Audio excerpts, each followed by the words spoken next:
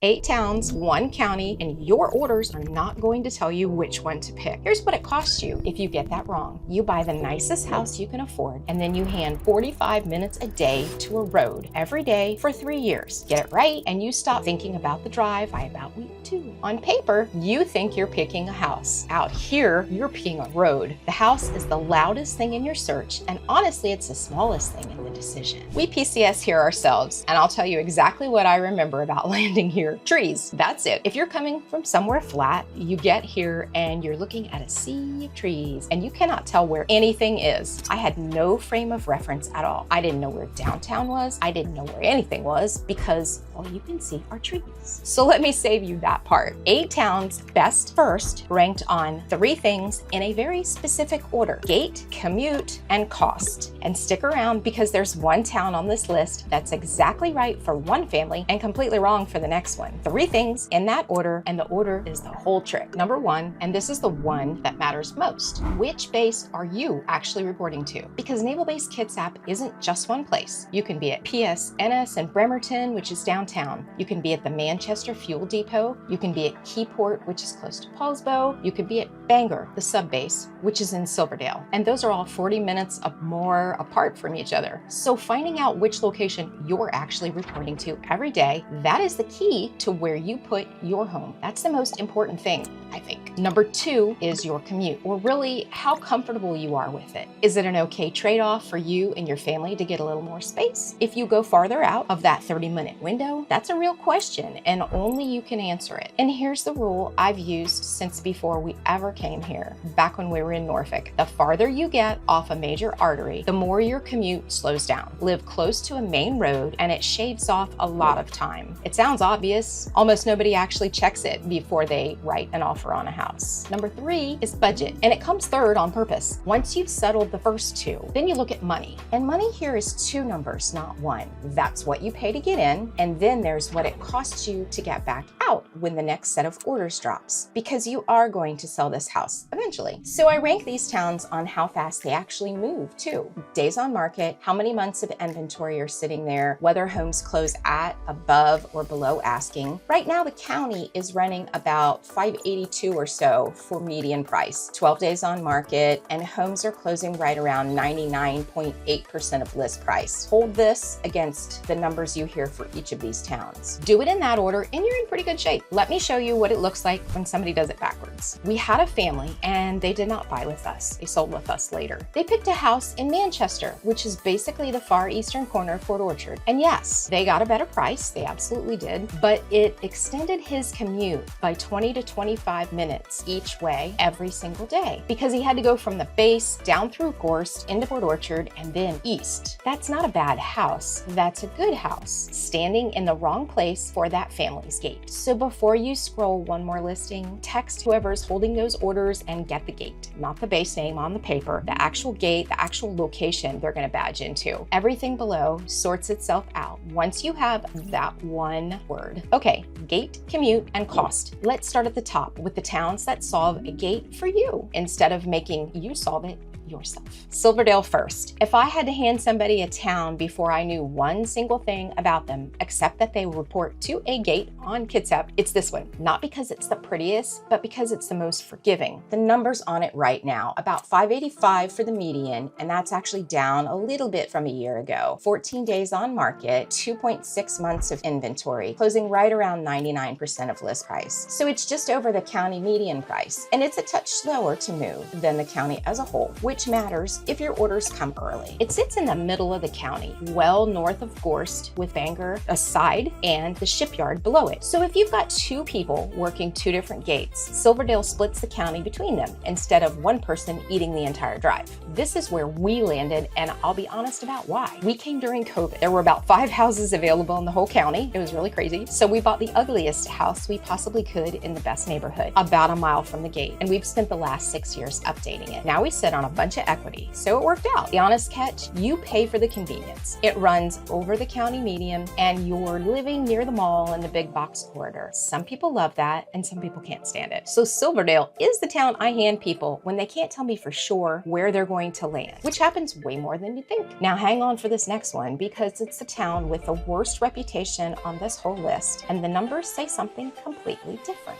Right now, Bremerton's median is right around 500,000. And here's the part that surprises people. It's up from a year ago. So the town with the bad reputation is the one that just went up, you'll figure. And it hands you money fast. 10 days on market to sell, and homes closing at a little over 100% of list price. The only thing that moves quicker among the islands, among the towns is Bainbridge Island, which is not a real option for most of us. Bremerton, this is the town your orders name. It's the town everybody's a little nervous about, and I was one of them. When we were moving here, what I had heard about Bremerton was not favorable. Everybody said, you don't want to live there. So I scratched it off my list without ever setting foot in it. And now that I've been here, there are some really great areas of Bremerton. You just have to know. Here's the argument for it. Of the towns people genuinely choose between, it's the least expensive, and it's where the shipyard actually is. You're living near your gate, and it moves fast when you sell, faster than almost anything else on this board. The honest catch, if your gate is Bangor, this is a daily drive north. The address that solves the shipyard does not solve the subbase. Same county, completely different life. So on any Bremerton house you like, run the drive from that exact address to your gate at the hour you'd really be driving it, not at lunchtime. The shipyard runs on shift change, and a street that's quiet at noon is not the same street at 6 p.m. Okay, third one in this tier, and this is the darling, Poulsbo. Gosh, it's adorable. Everybody loves it. It is genuinely the town people gravitate toward. It's north of Gorst and close to Bangor, so if the subbase is your gate, this is a real answer for you. And you can reach the Bainbridge ferry if someone in your house is working across the water. Here's the honest part, and here's why it's third instead of first. It can be really pricey. It's the priciest town in this tier, about $638 or so for the median,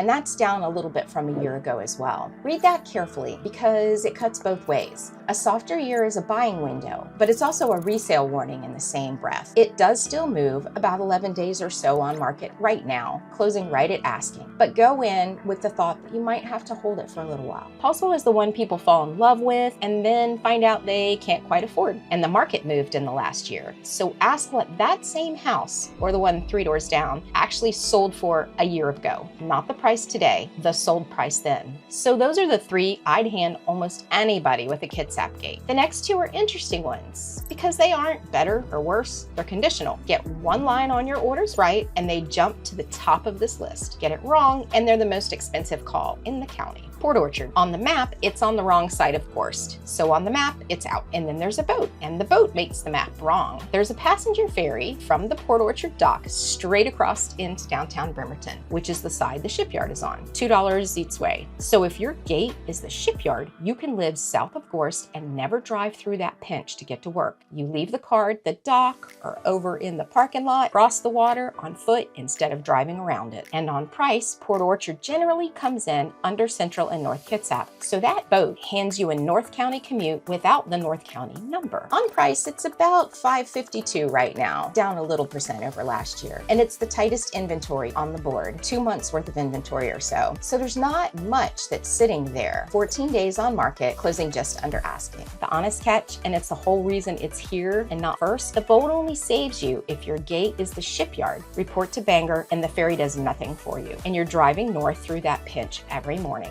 Nothing about the house changes, but your whole day does. So ride that foot ferry once on a weekday at the hour you really be riding it and time the whole thing door to gate, not just the crossing, but the whole thing. And then Kingston. Kingston is gorgeous, and I'm gonna tell you exactly who it's for because it's not for everybody. A Kingston commute is a North End commute, and it never goes anywhere near Gorst. So if you're in Bangor or Keyport, this town definitely solves your drive, and it has its own water access, car ferry and a passenger ferry out of one town. I have a family who sold in Kingston with us and then bought again in Kingston. They like the area, they like the ferry access, they like a smaller community feel, so they elect to stay. Now the number, because they matter here. Median's about 750, and this is what you pay attention to. Kingston is carrying about 3.5 months of inventory, and that's the most of any town on the list. The county is sitting at 2.4 months. So there's more choice up there than anywhere else on the board, which is great when you're the one buying.